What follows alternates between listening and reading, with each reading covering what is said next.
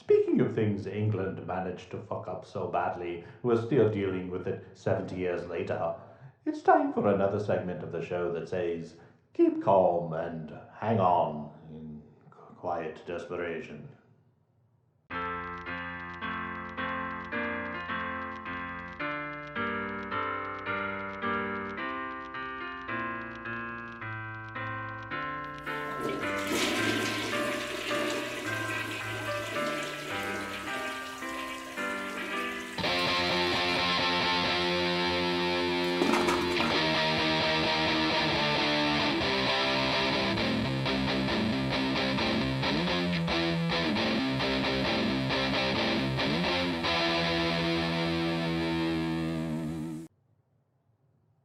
First up from the land of Blighty comes the shocking news that adult sex and horror films are being shown to fifth form students in Manchester in order to keep them happy and prevent disruption.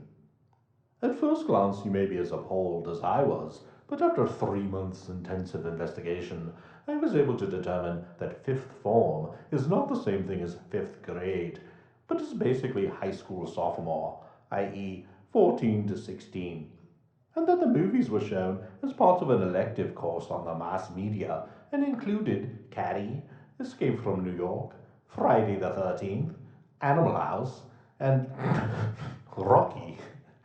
I mean, apart from that being a class I would totally sign up for, these are not exactly what I would call adult sex and horror films.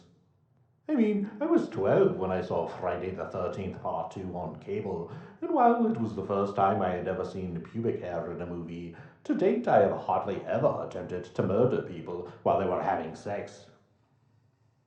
At any rate, it's rather rich to complain about quote unquote sex films being shown to 15-year-olds when this girl is on page 3 of every newspaper in the country and only has to be 16 at that.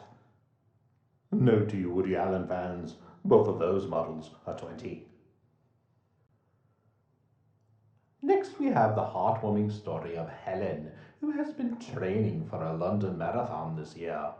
So inspired by her dedication was Helen's mother Dorothy that she too began training. Helen, 18, said, "We are training together and go out running in the evenings," adding, "I can't tell you what a thrill it would be to run my first marathon with my mother right behind me, constantly giving advice on how to improve my running, letting me know where I'm going wrong, asking me why I didn't do it the way she wanted me to, telling me all about my older sister Claire and her husband Darren and their little baby Daniel, and when am I going to marry that Mark who's always coming around, and oh God, I'd finally thought I'd found a way to get at least 26 miles away from that voice that's been in my ear every waking moment for 18 years. And now I think at the end I won't stop running. No, I'll just keep going and throw myself off a Grosvenor Bridge." Goodness, I haven't seen a daughter try and fail so spectacularly to get away from her mother since Carrie Fisher tried to get away from Debbie Reynolds in 26. Forget it. You wouldn't believe me if I told you. Trust me, it'll blow your minds.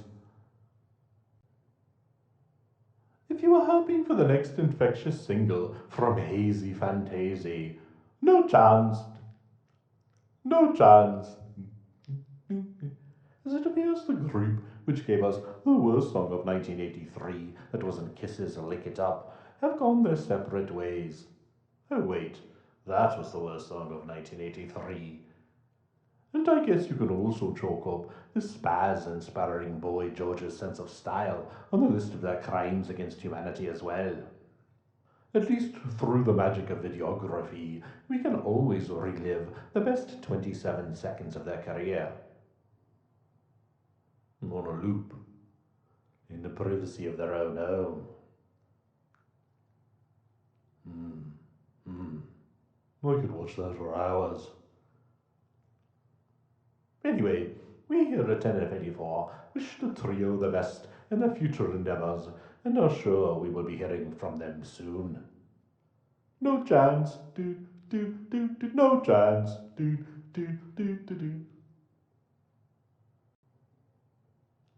And lastly, this cruel titbit from the Daily Mirror about Christopher Reeve and his super bald patch, somehow, I suppose, making him seem less manly.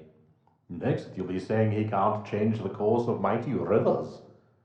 First of all, I want to point out this inane part at the end about Spider Man, which, by the way, has a hyphen, you dolt, coming to the rescue of the good citizens of Metropolis. Spider Man is Peter Parker, a white man from Queens, New York. The only metropolis I know is a shithole on the taint of Illinois, a tourist trap that proclaimed itself Superman's hometown just to attract travelers on their way to the Sin City of Paducah, Kentucky, long enough to take a picture of themselves by the laughable Superman statue, buy some kryptonite candy, and get the hell out of there before somebody robs them for drug money. Anyway, do you have any idea what legal documents would be needed for Spider Man to even show his mask in Metropolis? You think that skinflint Stan Lee is just going to let him waltz on over there when he won't even let Steve Ditko sell Spider Man drawings for $5 at fan conventions?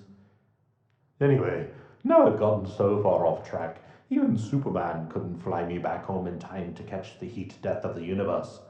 But let's just say that I think it would be a very good idea if instead of snarking Christopher Reeve because of a natural age related process, we just leave him alone. Like, about anything. Just trust me on this. Let it go.